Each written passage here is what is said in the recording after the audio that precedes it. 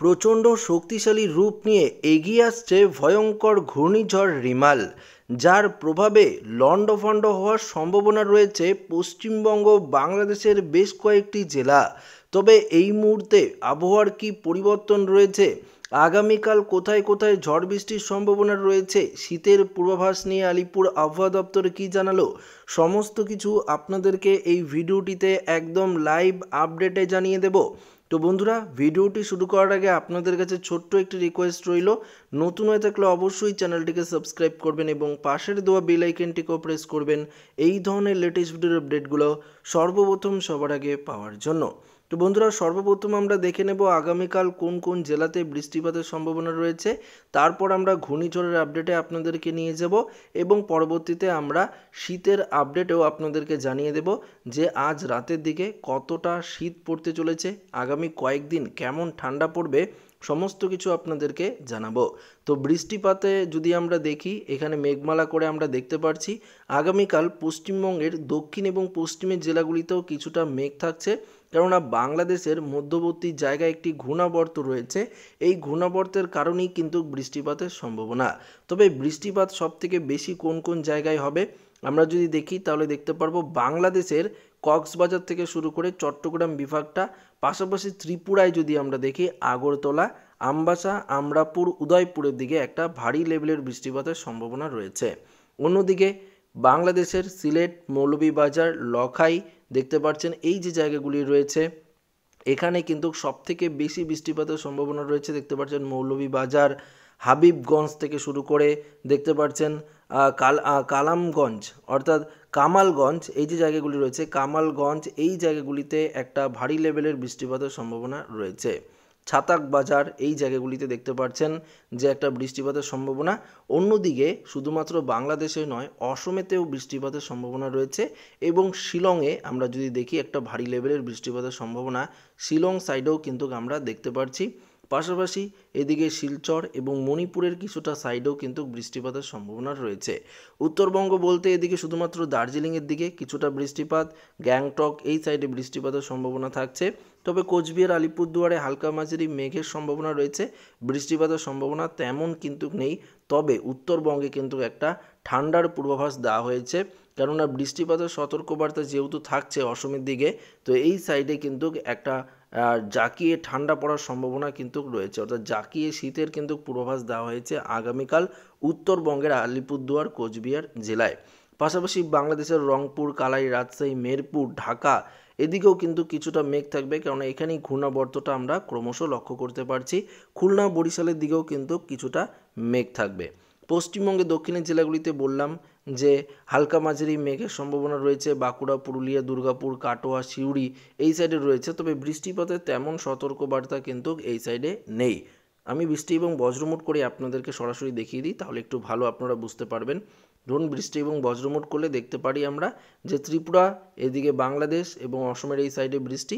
তবে দেখতে পাচ্ছি দক্ষিণের জেলাগুলিতে আকাশ কিন্তু পরিষ্কার, অর্থাৎ কলকাতা, হাওড়া, হুগলি এদিকে যদি দেখি নদিয়া, বর্ধমান, বাঁকুড়া, পুরুলিয়া থেকে শুরু করে ঝাড়গ্রাম, পশ্চিম মেদিনীপুর, পূর্ব মেদিনীপুর, দুর্গাপুর, এদিকে বীরভূম, মুর্শিদাবাদ দেখতে পাচ্ছি সমস্ত জায়গায় আকাশ পরিষ্কার। মালদা, বালুরঘাট, দিনাজপুর এদিকেও আকাশ পরিষ্কার। তবে কোচবিহারে কিছুটা সাইডে বৃষ্টিপাতের সম্ভাবনা বললাম আপনাদেরকে, এবং ঠান্ডাও পড়বে কোচবিহারের যে জায়গাগুলি রয়েছে, কোচবিহার, আলিপুরদুয়ার, উত্তরবঙ্গের এই জায়গাতে হালকা মাঝারি বৃষ্টির একটা পূর্বাভাস রয়েছে। তবে আলিপুরদুয়ার নয়, কোচবিহারের বেশ কয়েকটি জায়গা অর্থাৎ বাংলাদেশ বর্ডার সংলগ্ন বেশ কয়েকটি জায়গাতে কিছুটা কিন্তু বৃষ্টিপাতের সম্ভাবনা থাকছে।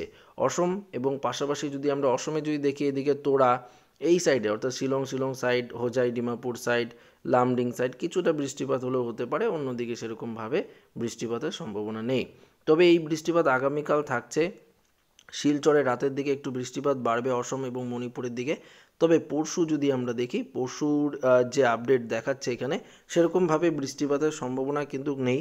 তবে একটা হালকা মাঝারি বৃষ্টিপাত কিন্তু হতে পারে সোমবার নাগাদ একটা হালকা মাঝারি বৃষ্টি কিন্তু হতে পারে। এখানে পরিষ্কারভাবে দেখতে পাচ্ছেন যে একটি ঘূর্ণাবর্ত রয়েছে, যার জেরে সোমবার দিন একটা হালকা মাঝারি বৃষ্টি আমরা লক্ষ্য করতে পারছি।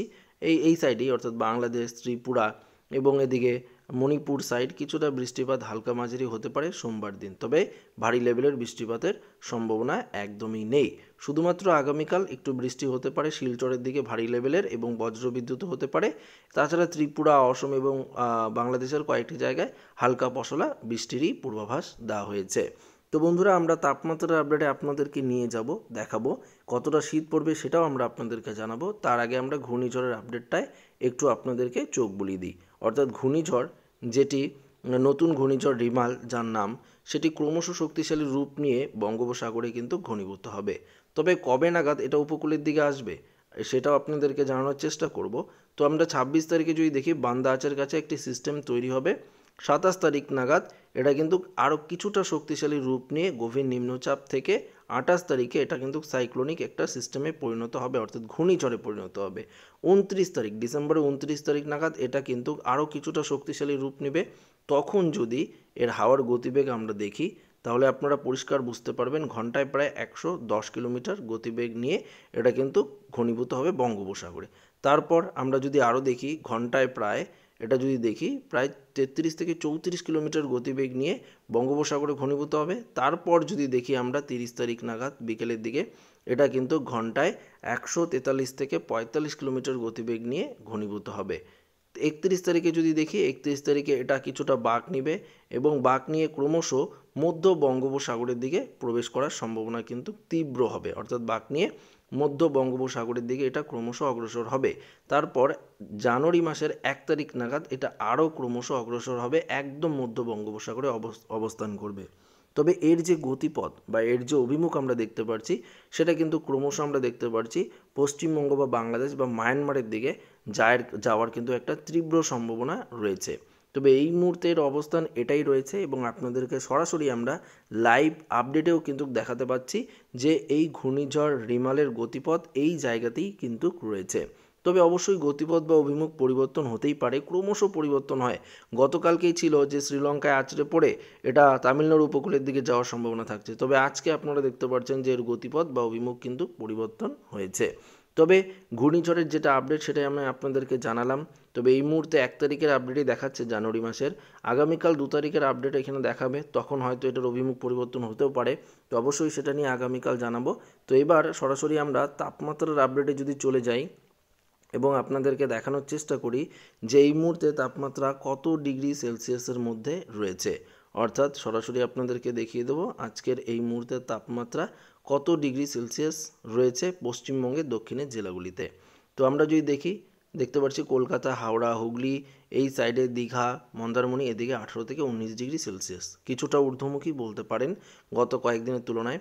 বর্ধমান, বাঁকুড়া, পুরুলিয়ার দিকে 17 থেকে 18 ডিগ্রি সেলসিয়াসের মধ্যেই তাপমাত্রা রয়েছে। নদিয়াতেও তাই দেখতে পাচ্ছি। বীরভূম, মুর্শিদাবাদ এদিকেও কিন্তু তাই দেখতে পাচ্ছি, 17 থেকে 18 ডিগ্রি। মালদায় 17 ডিগ্রি, দিনাজপুরে 17, কোচবিহারে 16, আলিপুরদুয়ারে যদি আমরা এই মুহূর্তে আলিপুরদুয়ারের তাপমাত্রা দেখি 15 ডিগ্রি সেলসিয়াস রয়েছে। আবার জলপাইগুড়িতে 17 ডিগ্রি। আবার অন্যদিকে যদি আমরা দেখি নিই, একটু অসমের গোয়ালপাড়ার দিকে 17 ডিগ্রি, গুয়াহাটিতে 17 ডিগ্রি, তেজপুরে আমরা যদি দেখি 17 ডিগ্রির মধ্যেই রয়েছে, 16-17 ডিগ্রি। বাংলাদেশে আবার দেখতে পাচ্ছি 19 থেকে 20 ডিগ্রি, অর্থাৎ বাংলাদেশে কিছুটা বেশি রয়েছে। সিলেট বিভাগের তাপমাত্রা 17 ডিগ্রি, ময়মনসিংহ, বগুড়াতেও তাই, রংপুরেও 17 ডিগ্রি, রাজশাহী, মেহেরপুর এদিকেও 17 ডিগ্রি, ঢাকার দিকে আবার 19 থেকে 20 ডিগ্রির মধ্যেই তাপমাত্রা রয়েছে। কুমিল্লার দিকেও তাই 19-20 ডিগ্রির মধ্যে রয়েছে। খুলনায়, বরিশালে দেখতে পাচ্ছি আমরা 18 থেকে 19 ডিগ্রি। আবার ত্রিপুরায় তাপমাত্রা ঊর্ধ্বমুখী, অর্থাৎ 19 থেকে 20 ডিগ্রির মধ্যেই ত্রিপুরাতে তাপমাত্রা কিন্তু রয়েছে। তো তাপমাত্রা কত ডিগ্রি রয়েছে এই মুহূর্তে সেটাও আপনারা দেখতে পারলেন। নতুন ঘূর্ণিঝড় নিয়েও আপনাদেরকে আপডেট দিয়ে দিলাম। তো আশা করি এই ভিডিওটি প্রত্যেকের ভালো লেগেছে। ভিডিওটি ভালো লাগলে লাইক করে বন্ধুদের সাথে শেয়ার করবেন, নতুন করে চ্যানেলটিকে সাবস্ক্রাইব করে নেবেন। ধন্যবাদ।